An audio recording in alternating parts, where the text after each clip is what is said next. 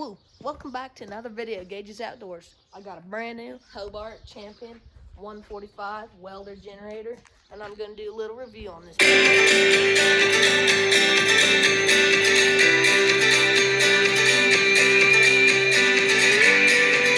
purchased this machine at my local Tractor Supply for $1,800 due to our farm tax, so we didn't have to pay tax.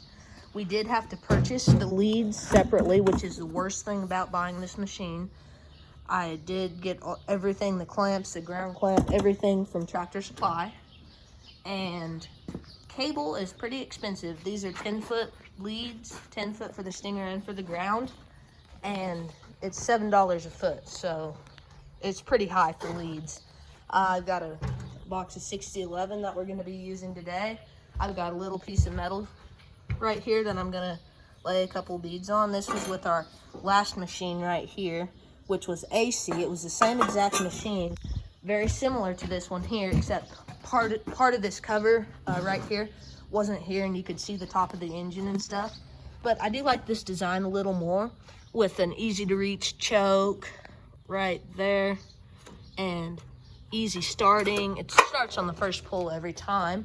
And back here is your on and off switch for running and off. Here is your 4 110 outlet plugs and 1 240 volt, as you can see there. A little breaker thing. I'm not sure all of the stuff on this machine yet, but I'll definitely do some more research. Here is our, I think the minimum amperage is 20, and it goes all the way up here to 145. And I was doing a bit of welding with it, and compared to our last AC machine, there's no comparison. This thing gets so much better penetration into the weld, and you just get farther into the weld with much less amperage, and it's just really nice to use. And I'll kind of show you guys how smooth it runs and everything like that.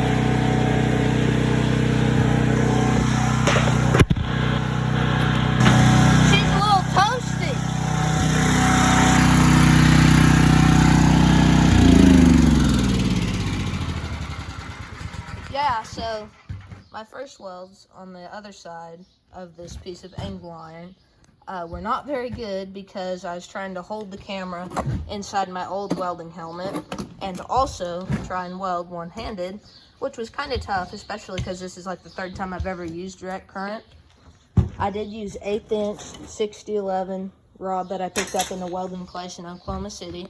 I'm gonna try and turn this over. These are my welds that I just did, that you guys didn't get to see, unfortunately, because it's pretty tough to hold the camera and weld. Yeah, I need the wire brush and probably let it cool down. I can feel the heat from like 6 inches away. That's crazy. But here you go. Turn it over. Here are my first welds that you guys saw. They're kind of garbage, but that's only because I was one-handed. Here's the disc that I did some welds on the other day. Here's a weld that is with our original machine, these ugly ones, and then here's one with our direct current, much prettier, and that's not even knocking any of the slag off either. But as you can see, the machine runs really smooth, has a big pancake muffler on the side, which means it's really quiet. I run it around 100 for that angle iron. I don't know how thick this is, like somewhere around 1/4 inch, I don't know, but it obviously got really good penetration. As you can see, not those ones, but the ones on the top, those are actually from the welds I did on the other side. So that just shows you how deep you're penetrating into the metal. This is your fuel shut off right under here. I guess we're just gonna jump into talking about the machine now. Right there, that's on, this is off. It actually does have a little inline fuel filter right there, which is kind of cool. Here's your air filter, choke, I always start it with the choke all the way on. It's just a lot easier. I think it has around a 6-gallon fuel capacity. I only have it about half full. I don't know if the camera will pick that up, but your fuel intake is right up here on the top. We already went over your electronical side.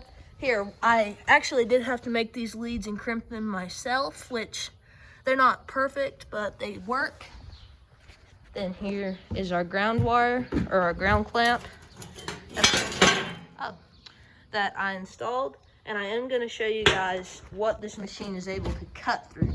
Not just weld, but cut through. Bye, little guy. I'm gonna miss you. I purchased this machine at our local tractor supply store for $1,800. Hi, Nelson.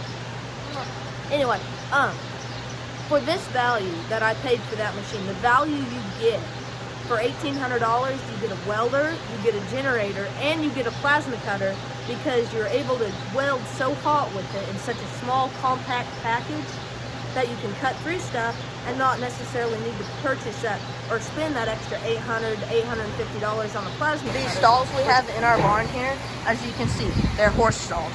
Wow. Anyway, they have a little latch right here that goes through this really thick pipe.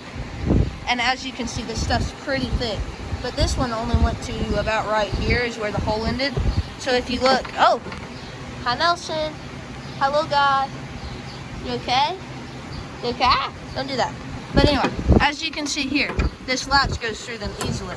That's because that welder I was just showing you cut this stuff. This is easily 1/4 inch pipe, perhaps more.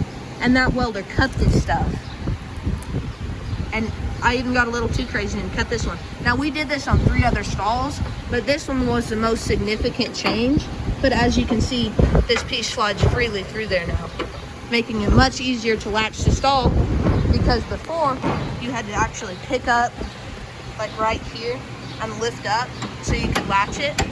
But now we can get into Nelson's stall easily, so we can scratch on him and give him feed and all of the important things, and also him too.